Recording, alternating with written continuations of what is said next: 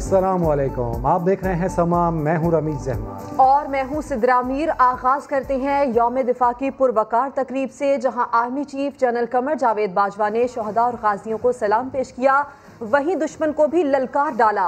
सिपाही सलार ने वाज़ेह कर दिया कि पाक फौज हर खतरे से निमटने के लिए तैयार है, दुश्मन हमारी अमन पसंदी को कमजोरी न समझे। यह भी कहा कश्मीर पाकिस्तान की शहरग है और इस मामले में कोई यकतरफा फैसला कबूल नहीं करेंगे।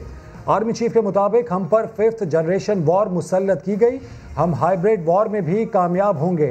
उन्होंने मज़ीद क्या कहा, आइए सुनते हैं। 6 सितंबर 1965 का दिन हमारी तारीख का एक लाजवाल बाब है। मुमलिक पाकिस्तान और अजीम पाकिस्तानी कौम एक अलहदा इस्लामी तशख़्ख़ुस के नज़रिए की अलंबरदार है। हमारे दुश्मन इस शनाख्त को मिटाने के लिए लगातार साजों का जाल बुनते आए हैं, लेकिन अल्हम्दुलिल्लाह अफवाज पाकिस्तान और कौम ने जज्बा ईमानी से सरशार होकर इनकी हर चाल को नाकाम बनाया। मैं आपकी तवज्जो एक और चैलेंज की तरफ मबजूल कराना चाहता हूँ, और ये चैलेंज 5th जनरेशन या हाइब्रिड वॉर की सूरत में हम पर मुसल्लत की गई है। इसका मकसद मुल्क और अफवाज पाकिस्तान को बदनाम करके इंतशार फैलाना है। इस जंग को जीतने में भी इंशाल्लाह हम जरूर कामयाब होंगे। हमारे हमसाया मुल्क हिंदुस्तान ने हमेशा की तरह एक गैर जिम्मेदाराना रवैया इख्तियार कर रखा है। खास तौर पर मकबूजा कश्मीर की खसूसी हैसियत को ख़त्म करने के गैर कानूनी इक़दाम के बाद खित्ते के अमन को एक मरतबा फिर शदीद खतरात से दोचार कर दिया है। बानी पाकिस्तान कायद-ए-आज़म मोहम्मद अली जिन्ना ने कश्मीर को पाकिस्तान की शहरग करार दिया था। इनके इस कौल का हर लफ्ज़ हमारे लिए अहम और ईमान का हिस्सा है। इसमें कोई शक नहीं कि जम्मू कश्मीर बैनुल अक़वामी तौर पर तस्लीम शुदा मसला है। इस हवाले से हम किसी भी यकतरफा फैसले को तस्लीम नहीं करते। अफवाज पाकिस्तान पूरी क़ुव्वत से लैस, चौकन्ना और बाखबर हैं, और इंशाल्लाह दुश्मन की किसी भी हरकत का फौरी और पूरी क़ुव्वत से जवाब देने के लिए तैयार है। अपनी कौम और दुनिया को एक पैगाम देना चाहता हूँ कि पाकिस्तान एक अमन पसंद मुल्क है, लेकिन अगर हम पर जंग थोपी गई तो हम ईद का जवाब पत्थर से देंगे, जिसका मुजाहरा हमने बालाकोट के नाकाम हमले के जवाब में दिया। वतन पर जान कुर्बान करने वाले बहादुर सपूत कौम के असल हीरो हैं। 65 का जज्बा आज भी जिंदा है। दुश्मन ने कोई जारहियत की तो खाक में मिला देंगे। यौम दिफा पर सदर, वजीर आज़म और वजीर इत्तलात के खुसूसी पैगामात। शहबाज शरीफ और आसिफ जरदारी समेत दीगर सियासी रहनुमाओं ने भी कौमी हीरोज को खिराज अकीदत पेश किया।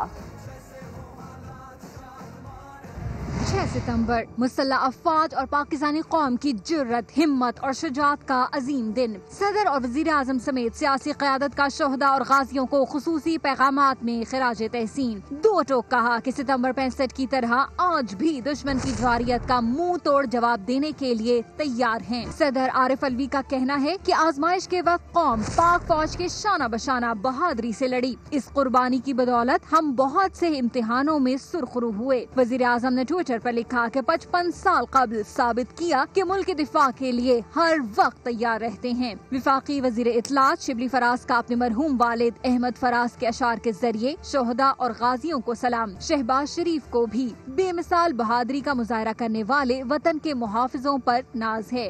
शहीदों को, अपने इन गाजियों को हमें याद रखना है कि इन्हीं की वजह से आज पाकिस्तान, अल्हम्दुलिल्लाह पाकिस्तान की सरहदें महफूज हैं। आसिफ जरदारी और बिलावल भुट्टो जरदारी का भी वतन पर जान कुर्बान करने वाले पाक फौज के अफसरों और जवानों को सलाम। कहा, पाक फौज मुल्क के चप्पे चप्पे की हिफाजत करना जानती है। लीगी रहनुमा मरियम नवाज ने 6 सितंबर का दिन अजीम माओं और उनके बहादुर बेटों के नाम किया।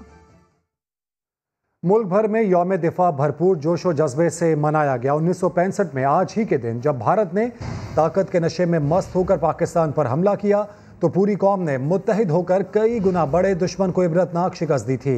कौम आज भी उन शहदा और गाजियों की लाजवाल कुर्बानियों को फरामोश न कर सकी।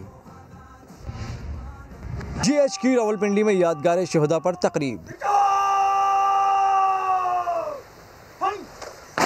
Army chief general Qamar Javed Bajwa ने फूल चढ़ाए, फातिहा ख्वानी की। पाक फौज के चाक चौबंद दस्ते ने शहदा को सलामी पेश की।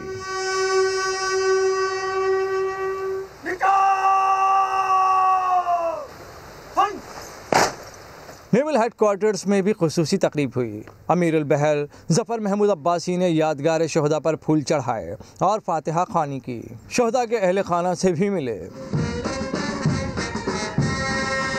कराची में मदार कायद पर गार्ड्स की तब्दीली की पुरवकार तकरीब हुई। तकरीब से खिताब में मेहमान खुसूसी air vice marshal Shakeel Ghazanfar ने शहदा को खिराज तहसीन पेश किया। लाहौर में भी मदार इकबाल पर गार्ड्स की तब्दीली की तकरीब हुई। पंजाब रेंजर्स के दस्ते ने गार्ड्स के फराइज संभाले और सलामी पेश की। 6 सितंबर मुल्क की दिफा की खातिर लाजवाल कुर्बानियाँ पेश करने वाले पाक फौज के शहदा और गाजियों को खिराज तहसीन पेश करने का दिन। Army chief general Qamar Javed Bajwa ने जुर्रत व जमामर्दी की दास्तानी रकम करने वालों को एजाज़ात से नवाजा। उस्मान खान रिपोर्ट करेंगे। यौम दिफा और यौम शुहदा के मौका पर GHQ रावलपिंडी में पुरवकार तकरीब। सिपा सालार जनरल कमर जावेद बाजवा की बतौर मेहमान खसूसी शिरकत। पाक धरती की हिफाजत के लिए नाकाबिले फरामोश कुर्बानियाँ पेश करने वाले बहादुर अफसरों और जवानों को सलाम पेश किया। शुहदा और गाजियों को फौजी एजाजात भी दिए गए। शुहदा के मेडल्स उनके अहले खाना ने वसूल किए। अजीम रुतबा और दर्जात पाने वालों के वरसा आबदीदा भी हो गए। PR के मुताबिक 40 अफसरान को सितारे इम्तियाज मिलिट्री से नवाजा गया। 24 अफसरों और जवानों को सितारे बसालत मिला। आलमी सतह पर क़याम अमन के लिए बेहतरीन किरदार अदा करने वाले एक जवान को यूनाइटेड नेशन अवार्ड दिया गया। तकरीब में शुहदा और गाजियों के अहले खाना के साथ पाक फौज के हाजिर सर्विस अफसरान और सिपाहियों ने भी बड़ी तादाद में शिरकत की।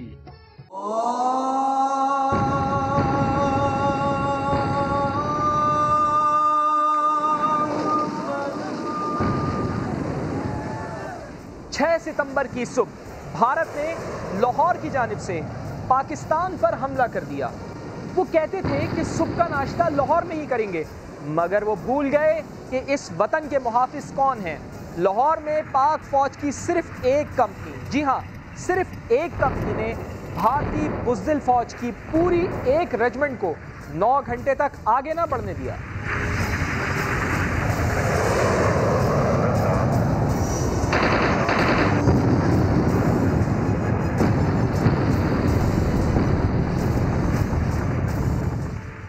सितंबर की सुबह तुलू होते ही पाक फिजाइया ने भारत के 25 तैयारे तबाह जबकि 7 नाकारा कर दिए।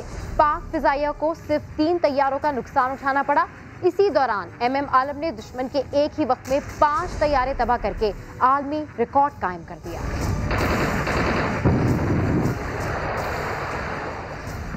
शाम ढलते ही पाकिस्तान नेवी दुश्मन की तरफ तेजी से बढ़ी।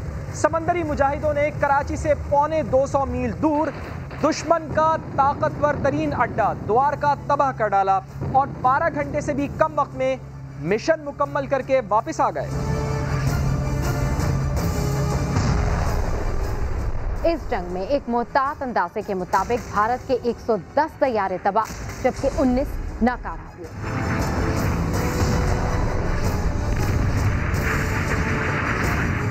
जबकि पाकिस्तान को सिर्फ 30 तैयारों का नुकसान उठाना पड़ा।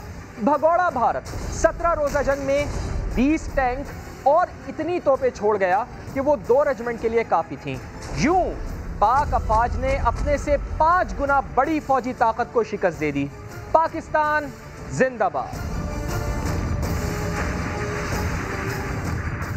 पाकिस्तान पीपल्स पार्टी के चेयरमैन बिलावल भुट्टो ने ऐलान किया है कि कराची में नालों के अतराफ रहने वालों का मुतबादिल बंदोबस्त होने तक घर नहीं गिराए जाएंगे। बिलावल भुट्टो जरदारी ने वजीर आला और वजीर बल्दियात को कह दिया आवाम की खिदमत करना होगी। बिलावल ने लगे हाथ कराची को मिलने वाला बजट भी मांग लिया। संजय साधवानी की रिपोर्ट।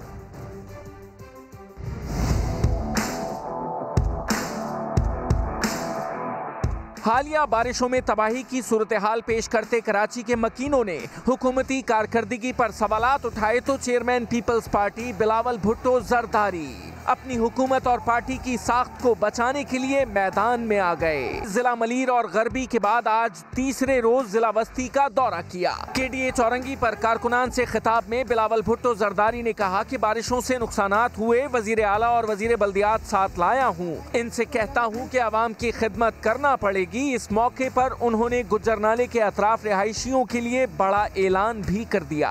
आप किसी का घर नहीं कराएंगे जब तक आपने नया घर नहीं तामीर किया हो, नया जगह पे वापस उनको मुतासरीन को नया जगह नहीं दिया हो। बिलावल ने लगे हाथ कराची को मिलने वाला बजट भी मांग लिया।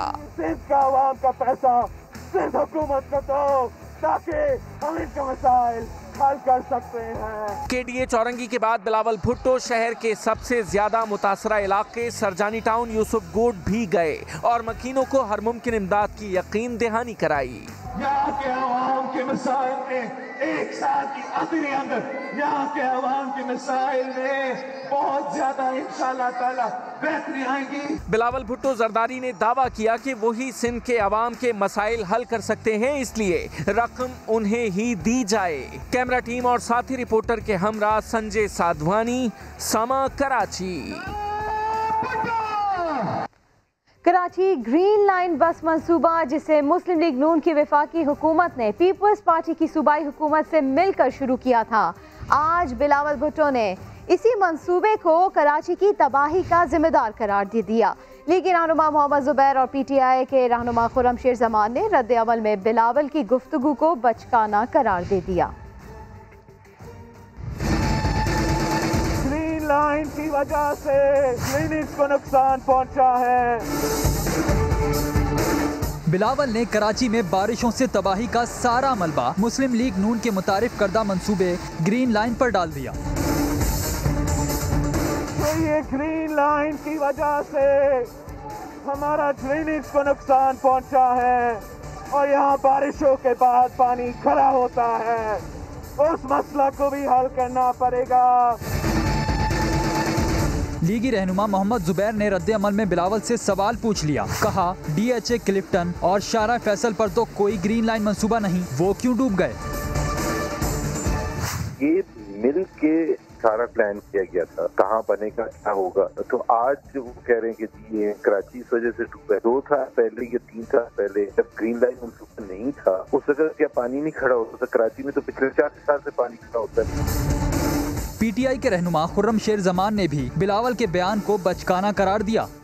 ये जाए इनको जाके दिखाई दो कि नया नाजराबाद में क्या हालात हैं। इनको कोई खारदार लेके जाए जहाँ पे कायदे आज़म की जो है पैदाइश की जगह, कोई वहाँ इनको लेके जाए तो उनको पता चले कि वहाँ पे क्या हालात है, उसका ग्रीन लाइन से क्या वास्ता है। मेरे ख्याल से इन लोगों के पास ना तो कोई अक्ल है ना कोई शऊर है और इस तरह की स्टेटमेंट दे देते हैं। खुर्रम शेर जमान ने कहा कि बिलावल भुट्टो के गिर्द नालायकों का टोला अपनी क़यादत को असल मसाइल से आगाही देने के बजाय उल्टे सीधे मशवरे देता है। विफाकी वजीर असद उमर ने कराची पैकेज से मुतालिक बिलावल भुट्टो जरदारी का दावा मुस्तरद कर दिया। कहा कराची ट्रांसफॉर्मेशन पैकेज में विफाक का हिस्सा 62% और सिंध का 38% है। आवाम से सच बोला जाए और इस मामले पर सियासी पॉइंट स्कोरिंग ना की जाए। कराची का कर्ज उतारने के लिए सबको मिलकर काम करना होगा। चीफ मिनिस्टर साहब ने मुझसे ये कहा कि देखें ये उस बहस में पड़ जाएंगे कि ये देखो जी ये तो वफाक ने ज्यादा पैसा लगाया। मैंने कहा अच्छा ऐसा करते हैं, हम उसके अंदर ऐलान के अंदर ये बताते नहीं कि वफाक क्या कर रहा है, सूबा क्या कर रहा है। हम आवाम के सामने ये रखते हैं कि ये हम काम करने जा रहे हैं और मुश्तरका तौर पर करने जा रहे हैं। हमने तो इस बात पे इत्तफाक कर लिया। उसके बाद क्लिप भेजा गया, वो पीपल्स पार्टी के चेयरपर्सन का क्लिप में वो ये कह रहे हैं कि 1100 में से 800 अरब रुपए तो सूबा दे रहा है तो वफाक तो सिर्फ 300 अरब दे रहा है। क्योंकि चेयरमैन ऑफ द पार्टी ने एक बात की है, इसलिए हमने ये जरूरी समझा कि रिकॉर्ड की दुरुस्तगी के लिए आपके सामने हम आए। टोटल जो परसों फहरिस्त रखी गई थी और उसमें जो जिम्मेदारियां रखी गई थी उसमें 62% जो फंडिंग है वो वफाक की थी और 38% सूबे की थी। हमारी तरफ से तो 1100 अरब सारे का सारा सूबा लगाना चाहते, तो इससे अच्छी क्या बात। ज्यादा मेरा हिस्सा, ज्यादा मेरा हिस्सा। इसी बहस में तर्जुमान सिंध हुकूमत मुर्तजा वहाब ने भी हिस्सा लिया। कहने लगे कराची पर ज्यादा रकम तो सिंध सरकार लगा रही है, वज़ीर आज़म ने कौन सा तीर मारा। गवर्नर सिंध ने कहा बिलावल को ब्रीफिंग देने वालों का हिसाब दुरुस्त नहीं, प्लग में कचरा है, हाई ऑक्टेन डालने से निकलेगा। तफसील इस रिपोर्ट में जानिए। सिंध हुकूमत का 800 बिलियन रुपीस के मंसूबे हैं और वफाक के 300 बिलियन रुपीस के मंसूबे हैं। 62% जो फंडिंग है वो वफाक की थी और 38% सूबे की थी। कराची के लिए 1100 अरब रुपए के पैकेज में किसका कितना हिस्सा है, नया तनाजा खड़ा हो गया। समा के प्रोग्राम सवाल में सिंध सरकार के तर्जुमान अपने कायद के बयान के आगे ढाल बन गए। कहने लगे विफाक ने कौन सा तीर चलाया है। कराची वाले एक्सपेक्ट कर रहे थे कि वो वजीर आजम जो कराची से इलेक्ट हुआ है वो आके 800 अरब रुपए का अनाउंसमेंट करेगा। असल तो कंपोनेंट इसके अंदर मुराद अली शाह का है, असल कंपोनेंट तो इसमें बिलावल भुट्टो जरदारी का है, सिंध हुकूमत का है, तो इसमें आपने कौन सा तीर मारा? उधर गवर्नर सिंध ने बिलावल को दी गई ब्रीफिंग को गलत करार दिया, कहने लगे अपना हिसाब दुरुस्त करें। ये जो उनके साथ लोग हैं उन्हें चाहिए कि उन्हें ठीक मैथ्स बताएं कि किस तरह से इसके हिसाब किताब बना है। स्टार्टिंग हिकअप्स हैं, थोड़े थोड़े जो झटके आ रहे हैं, प्लगों में कचरा है, निकल जाएगा, हाई ऑक्टेन डलेगा तो। कराची की बेहतरी के लिए सब एक मेज पर तो बैठ गए, मगर अगले ही दिन सियासी बयानबाजियों ने कराची के शहरियों को तशवीश में मुब्तला कर दिया है। सिंध हुकूमत ने इफ्तिखार शलवानी को एडमिनिस्ट्रेटर कराची बनाने का नोटिफिकेशन जारी कर दिया। म्यूनसिपल कॉरपोरेशन हैदराबाद में सफदर अली, सखर में निसार मेमन और लाड़काना में वली मोहम्मद बलोच को एडमिनिस्ट्रेटर तैनात कर दिया गया। संजय साधवानी की रिपोर्ट। सिविल सोसाइटी और सियासी रहनुमाओं के अरमानों पर पानी फिर गया। सिंध हुकूमत ने ग्रेड 21 के अफसर इफ्तिखार शेलवानी को एडमिनिस्ट्रेटर कराची बनाने का नोटिफिकेशन जारी कर दिया। इफ्तिखार शेलवानी इससे पहले कमिश्नर कराची और 15 रोज से सेक्रेटरी बल्दियात हैं। कराची के 6 डिस्ट्रिक्ट म्यूनसिपल कॉरपोरेशन में इन अजला के डिप्टी कमिश्नर को एडमिनिस्ट्रेटर तैनात किया गया है। देही आबादियों पर मुश्तमिल डिस्ट्रिक्ट काउंसिल कराची के लिए गवर लिगारी को एडमिनिस्ट्रेटर तैनात किया गया। म्यूनसिपल कॉरपोरेशन हैदराबाद में सफदर अली, सखर में निसार अहमद और लाड़काना में वली मोहम्मद बलोच को एडमिनिस्ट्रेटर लगाया गया है। डिस्ट्रिक्ट काउंसिल सखर के लिए शहजाद अफजल को एडमिनिस्ट्रेटर लगा दिया गया। डिस्ट्रिक्ट काउंसिल हैदराबाद के लिए डिप्टी कमिश्नर को एडमिनिस्ट्रेटर बना दिया गया है। बाकी तमाम अजला में भी डिप्टी कमिश्नर्स को एडमिनिस्ट्रेटर तैनात किया गया है। संजय साधवानी, समा, कराची। वफाकी वजीर बहरी उमूर अली जैदी कहते हैं शुक्र है बिलावल भुट्टो जरदारी भी सड़कों पर निकल आए, सब मिलकर ही कराची और सिंध के हालात बेहतर बना सकते हैं। विफाक दीगर अजला में भी सिंध हुकूमत की मदद करना चाहता है, लेकिन कम विजन और इख्तियार रखने वाले एडमिनिस्ट्रेटर का तकर्रुर रुकावट बना हुआ है। MQM के अमीनुल हक ने कराची में दुरुस्त मर्दमशुमारी का मुतालबा कर दिया। मदद चाहिए, समा टीवी का भी मदद चाहिए, समा टीवी का भी मदद चाहिए। समा ने मसाइल की निशानदही की, विफाक ने नोटिस ले लिया। विफाकी वजीर बहरी उमूर अली जैदी कहते हैं शुक्र है बयानबाजी कम हुई, बिलावल भी सड़कों पर निकले। सिंध के दीगर अजला में विफाक की मदद में क्या रुकावट है ये भी बताया। अगर आप कराची के एडमिनिस्ट्रेटर एक 21 ग्रेड का अफसर लगाते हैं, DMG ऑफिसर, तो ये बाकी जिलों में जो आप एडमिनिस्ट्रेटर लगा रहे हैं ये फिर 17, 18, 19 ग्रेड के मत लगाएं, उनको भी इतनी ही स्ट्रेंथ दें, वहां भी 21 ग्रेड का एक ऑफिसर लगाएं। आप चाहते हैं कि अगर फेडरल गवर्नमेंट आपकी मदद करे तो वहां के एडमिनिस्ट्रेटर भी आपको तगड़े 21 ग्रेड के ऑफिसर लगाएं। विफाकी वजीर IT अमीनुल हक का कहना था कराची पैकेज किसी का एहसान नहीं बल्कि कराची वालों का हक है। वजीर आजम इमरान खान से मुलाकात में कल उन्हें अपने तहफ्फुज़ात से आगाह कर दिया है। हमारी ख्वाहिश होगी कि कराची के अवाम को सही तौर पे गिना जाए। आप सबको पता है कि सुप्रीम कोर्ट ऑफ पाकिस्तान के चीफ जस्टिस साहब की क्या ऑब्जर्वेशन थी, कराची की आबादी 3.5 करोड़ है और तमाम NGO तक के जो सेनेट में मेरा ख्याल ताज अजहर साहब का अपना बयान मौजूद है कि कराची की आबादी 2.5 करोड़ से ज़्यादा है। अमीनुल हक कहते हैं MQM और PTI के दरमियान होने वाले MOU पर अमल दरामद की जरूरत है। सिंध के तमाम शहरों के मेयर्स को एक जैसे इख्तियारात मिलने चाहिए। और वजीर बराए रेलवे शेख रशीद कहते हैं 14 वजारतों का एजाज उनके अलावा किसी के पास नहीं, किसी वजारत में ऐसा निशान नहीं छोड़ा कि नैब जिंदा हो जाए। बोले पाकिस्तान इमरान खान की क़यादत में तरक्की करेगा। मेरी आज पाकिस्तान में कोई मिसाल नहीं है। मैं सारे पाकिस्तान के सियासतदानों को सामने रखकर कहता हूँ हमने 14 वजारतें की हैं। पाकिस्तान तो क्या दुनिया में भी कोई इसकी मिसाल नहीं है। कोई आदमी ये नहीं कह सकता कि हमने किसी वजारत में वो निशान छोड़े हों जिससे नैब जिंदा हो जाए। कभी मत ये सोचिएगा कि हम वजारत के भूखे लोग हैं। जो शख्स 14 दफा वजीर रहा उसको इस मुल्क में एक टीका नहीं मिल रहा था, बिल आखिर फौज ने टीके का इंतजाम किया। पाकिस्तान इंशाअल्लाह ताला इमरान खान की क़यादत में तरक्की करेगा। मुस्लिम लीग नून के रहनुमा राना सनाउल्लाह ने दावा किया है कि MQM काफ लीग और मैंगल ग्रुप के साथ नून लीग के राबते हैं। हुकूमती इत्तेहादी मशरूत तौर पर उनके साथ चलने को तैयार हैं। मुस्लिम लीग नून इन हाउस तब्दीली के बजाय नए इंतखाबात चाहती है। APC में पार्लियामेंट से इस्तीफों का फैसला हुआ तो इस पर अमल करेंगे। समा के नुमाइंदे आरिफ मलिक को इंटरव्यू में राना सनाउल्लाह ने मजीद क्या कहा, आइए सुनते हैं।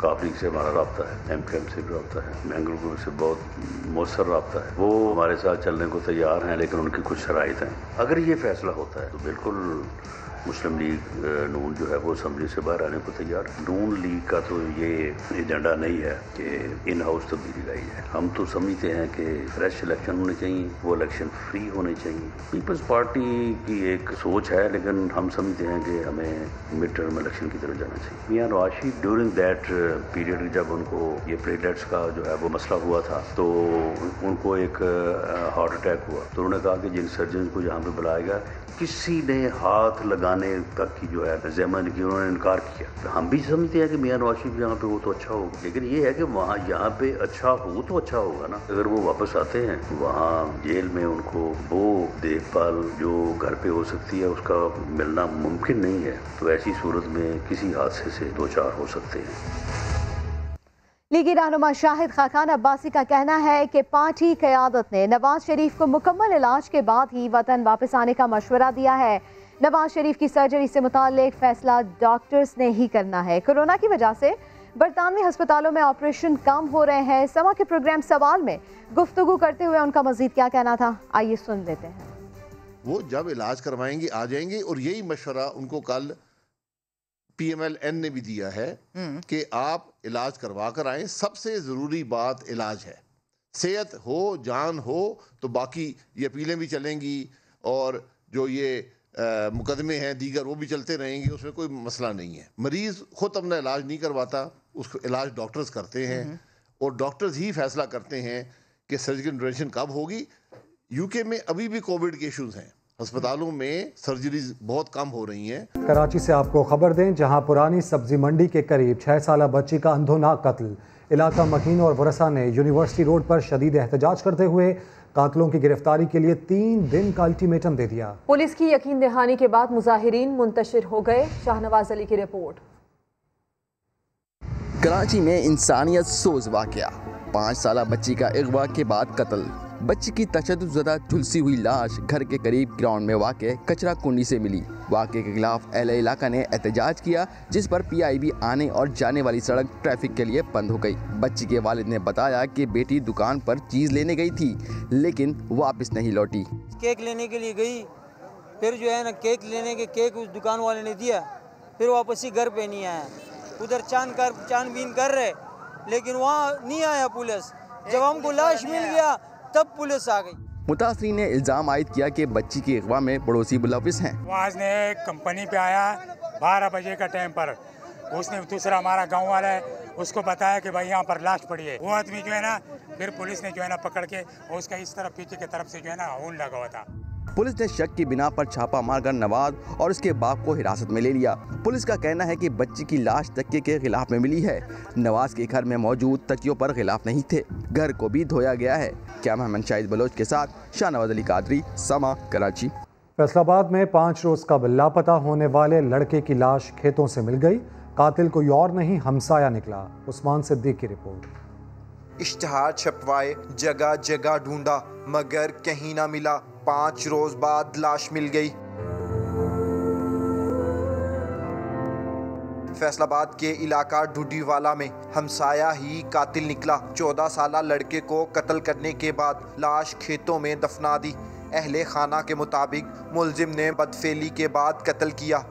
कोई भी दुश्मनी नहीं थी, वो बच्चे को ले गया वर्गला के और उसने ज्यादती की है और ये उसने उसके बाद कत्ल कर दिया और लाश को दबा दिया। पुलिस ने मुलजिम शहजाद को गिरफ्तार किया तो इसने बच्चे के कत्ल का एतराफ़ कर लिया। कमाद में जाकर इसको कत्ल करके जो है नाश को दबा दिया है। मुलजिम हमने गिरफ्तार कर लिया है। रात को उसी की निशानदेही पे नाश बरामद हुई है। पुलिस ने लड़के की लाश को ज़रूरी कार्रवाई के बाद वुरसा के हवाले कर दिया। कैमरामैन हाफिज अवैस के साथ उस्मान सिद्दीक, समा, फैसलाबाद। इस्लामाबाद में SCCP के लापता अफसर साजिद गोंदल की बाजियाबी के लिए अहले खाना ने एहतजाज किया और आला हुकाम से मदद की अपील की। जहीर अली खान की रिपोर्ट। SCCP के ऑफिसर साजिद गोंदल 3 रोज से लापता। घर में इंतजार परेशानी में ढलने लगा। हम पापा को बहुत मिस करे। हमें लगा था कि पापा 2 दिन या 1 डे के बाद वापस आ जाएंगे, मगर वो अभी तक आए नहीं है। फिक्रमंद अहले खाना के सब्र का पैमाना भी लबरेज। नेशनल प्रेस क्लब के बाहर एहतजाजी मुजाहरे के लिए पहुँच गए। साजिद गोंदल की एहलिया ने अरबाब इख्तियार को मदद की दुहाई दे दी। मेरी president, prime minister, army chief justice of Pakistan से मैं दोबारा इस चीज़ पे कहूँगी कि उन साजिद गोंदल की बाजियाबी के लिए मेरी मदद करें। लापता सरकारी अफसर की हमशीरा का कहना है वो शुबा जाहिर करें भी तो आखिर किस पर। हमें किसी किस्म का कोई क्लू हो तो हम पुलिस को दें। किसी किस्म का हमें कोई थ्रेट नहीं आ रहा। लापता अफराद कमीशन के सरबरा और चेयरमैन नायब जस्टिस रिटायर्ड जावेद इकबाल ने भी नोटिस लेकर सेक्रेटरी दाखिला और IG इस्लामाबाद से रिपोर्ट तलब कर ली। जावेद इकबाल ने मुगवी की फैमिली को बुध के रोज मुलाकात के लिए बुला भी लिया। कैमरामैन हबीबुल हसन के साथ जहीर अली, समा, इस्लामाबाद। लाइन ऑफ कंट्रोल पर एक बार फिर भारतीय फोर्सेस ने बुजदिली दिखाई है। रक्षत्री सेक्टर पर आबादी को निशाना बनाया गया। गोलियां लगने से एक शहरी जख्मी हो गया। पाक फौज ने भी भरपूर जवाब देकर दुश्मन की तोपें खामोश करा दी। वाक़े के खिलाफ पाकिस्तान ने शदीद एहतजाज करते हुए सीनियर भारतीय सिफारतकार को दफ्तर खारजा तलब कर लिया। रवां साल भारत ने 2158 बार जंगबंदी की खिलाफ वर्जी की है। यौम दिफा की मुनासबत से ईवानी सदर समेत मुल्क भर में मुख्तलिफ तकारीब का इनकाद किया गया। सदर मुमलिकत आरिफ अलवी ने फौजी अफसरान और जवानों को एहसासात से नवाजा।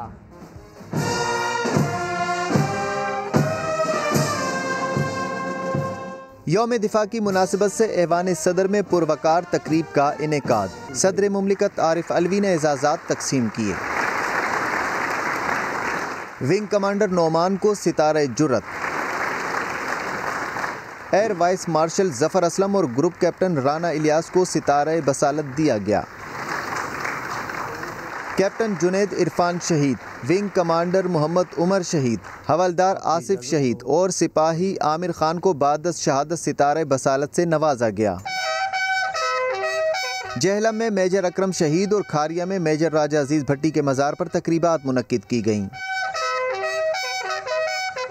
वज़ीर आज़म आज़ाद कश्मीर ने शहीद लेफ्टिनेंट नासिर खालिद के मज़ार पर हाज़री दी।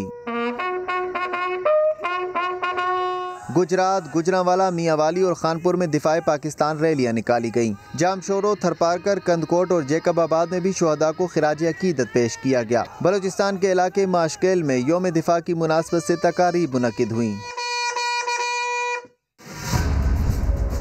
जंगे सितंबर में पाक फिजाइया ने अहम किरदार अदा किया। पाकिस्तान ने F-86 सेबर, 104 स्टार फाइटर और B-57 कैनबरा तैयारों के साथ हिस्सा लिया। पाक फिजाइया के शेर दिल जवानों ने भारत के हंटर्स, MiG-21 और पोलैंड गनाट का भरपूर मुकाबला किया। दूसरी जंग अजीम के बाद टैंकों की सबसे बड़ी जंग 1965 में चविंडा के मकाम पर लड़ी गई, जहां भारतीय फौज भगोड़ा बनी। यहां आपको ये भी याद दिला दें कि पाक बहरिया के जहाज फ्लोटिला ने द्वारका में भारतीय नेवी अड्डे को नीस्तो नाबूद कर दिया था।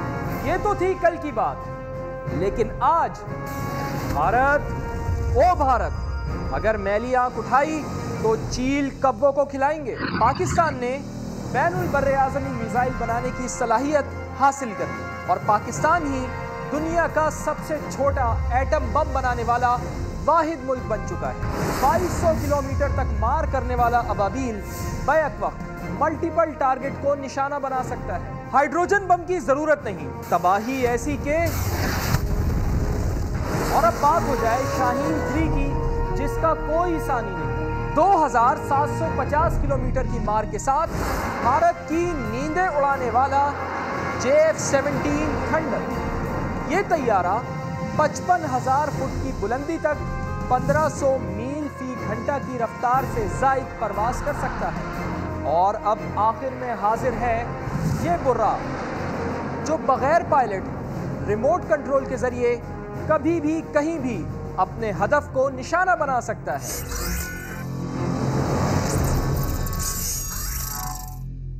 कौमी खिलाड़ियों ने भी 65 की जंग के शुहदा को खिराज अकीदत पेश किया। यौम दिफाए पाकिस्तान, खिलाड़ी भी कौमी जज्बे से सरशार। Flying horse hockey Olympian Samiullah ने 65 की जंग की याद ताज़ा की। 6 सितंबर 1965 को जब जंग हो रही थी तो मुझे अच्छी तरह याद है। मेरे दोस्त और मेरे कज़न थे, हम 15-20 थे। सुबह हम अपने फौजियों के लिए चीज़ें जमा करते थे, जिसमें चाय बिस्किट होता था ख़ास तौर पे, और वो हम फौजियों को देने जाते थे। सोशल मीडिया पर भी क्रिकेटर्स ने कौमी दिन पर अपने जज्बात की अक्कासी पैगामात के जरिए की। साबिक कप्तान शाहिद अफरीदी और मोहम्मद हफीज ने पाक अफवाज को सलाम पेश किया। टेस्ट क्रिकेटर जुनैद खान, बिलाल आसिफ, अहमद शहजाद और कामरान अकमल भी वतन की खातिर जाने कुर्बान करने वालों पर नाज़ा हैं। खबरों की अपडेट्स के लिए आप विजिट कीजिए sama.tv। इसके अलावा आप हमें फेसबुक और ट्विटर पर भी ज्वाइन कर सकते हैं। एक ब्रेक के बाद हाजिर होंगे हेडलाइंस के साथ। आप देखते रहिए समा।